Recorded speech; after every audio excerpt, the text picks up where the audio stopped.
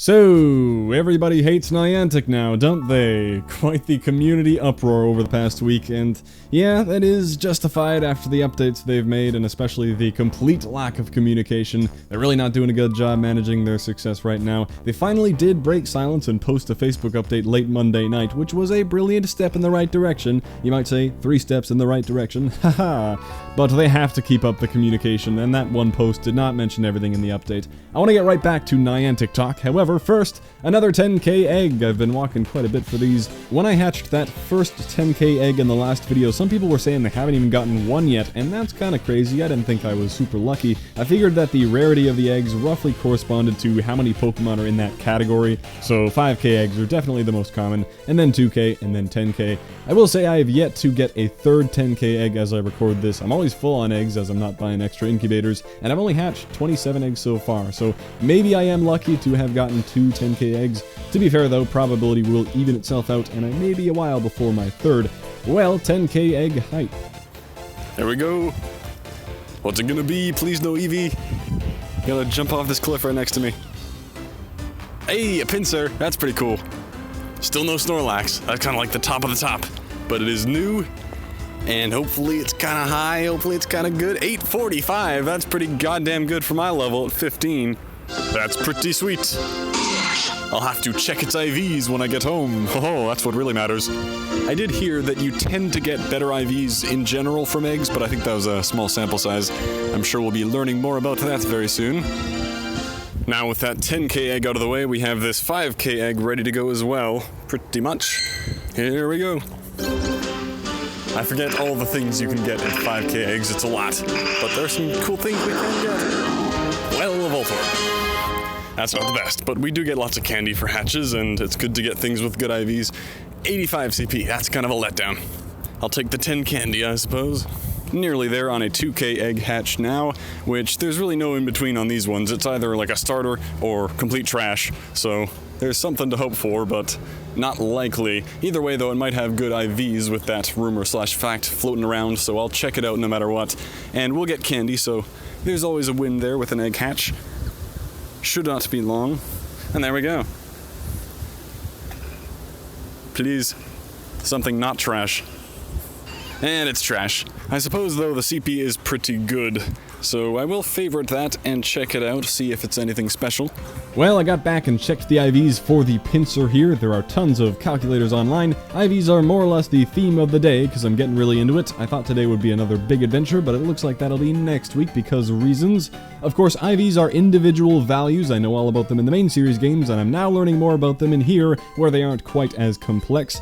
And it does appear that you get much better IV perfection on average from egg hatches. As you can see right here, this is an amazing Pinsir. I got really lucky. It appears to be nearly perfect, with 15 attack and defense and 14 stamina being health. The perfect would of course be 15 in all 3, so this is a crazy good Pinsir, and I mean, Pinsir isn't really very good in the game in general, good or bad IVs. It doesn't help it improve that much.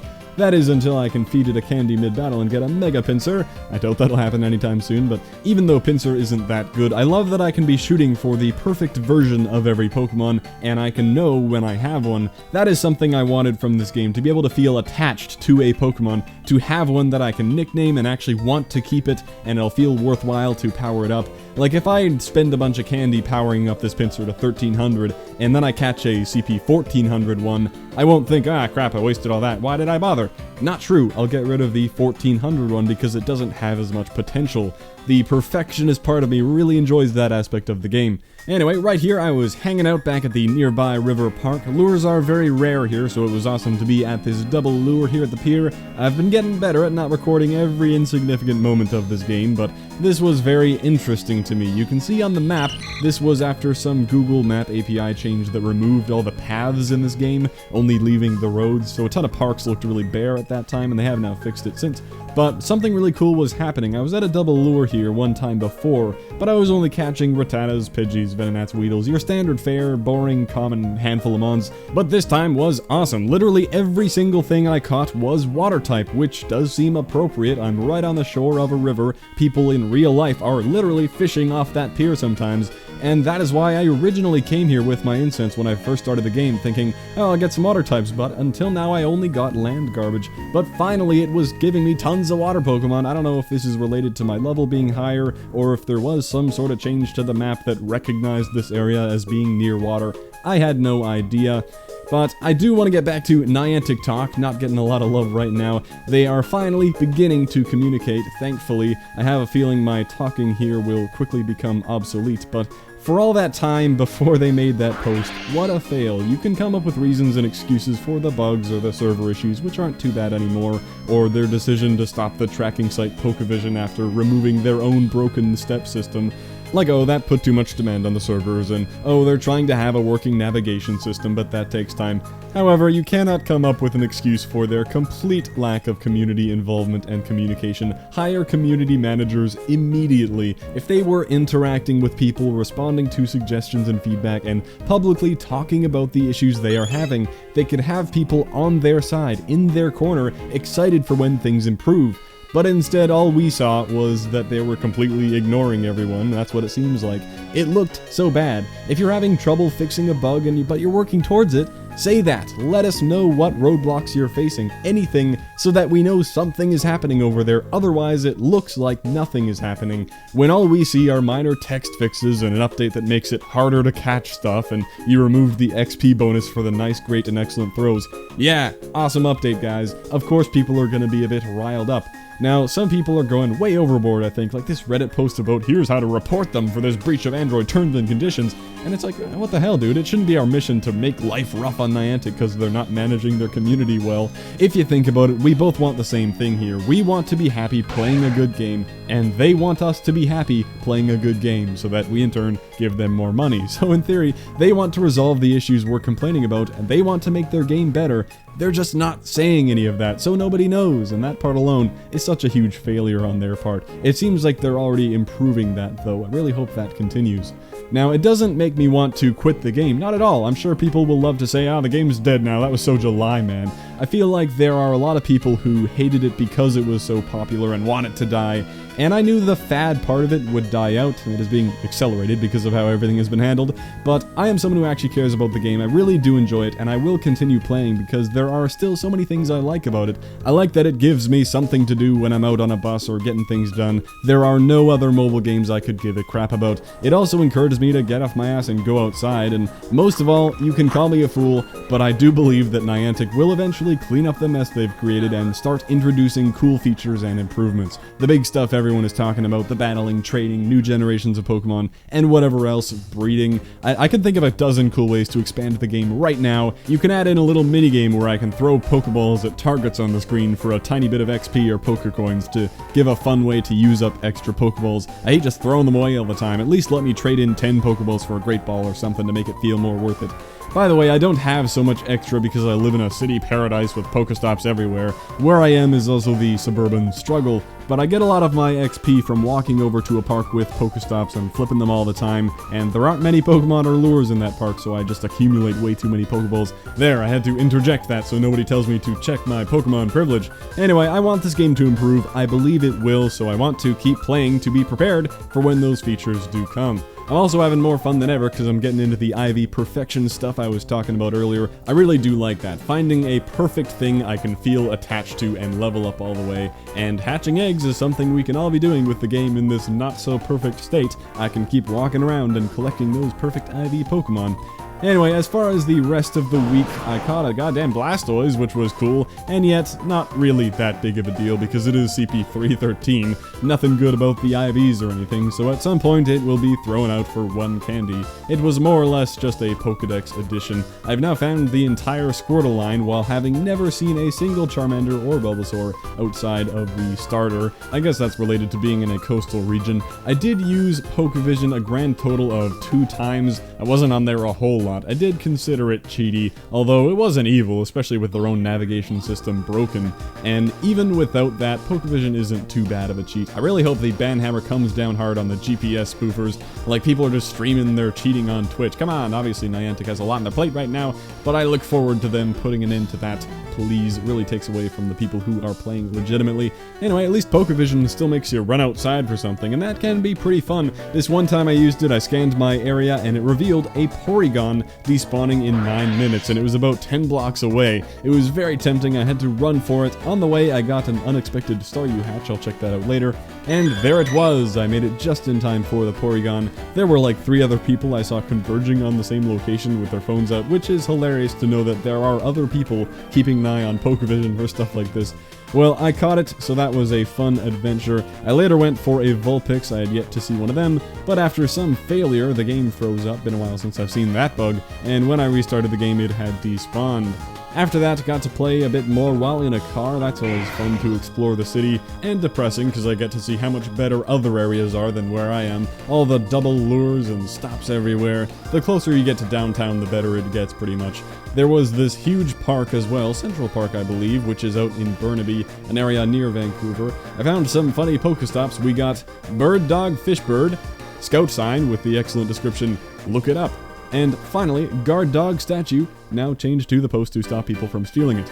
Anywho, I hatched yet another Geodude here while checking out the fireworks that were going on. Some sort of Disney Festival of Light competition thing. It kinda sucks to go all the way out to the beach where it's happening. It's crazy busy there, but it's fun to stand some 8 kilometers away. Well, I think I'll cut to the end summary. Here I have the result of a week of catching. Got a few duplicates for nearly everything. Then, of course, there is the Pidgey spam and Rattata spam and Drowsy spam. I don't know if Drowsy is common everywhere, but they certainly are here. Well, time to get to deleting, and I'll check back later. I realized I can finally record on the better mic here while playing the game, because I can do all this transferring from home.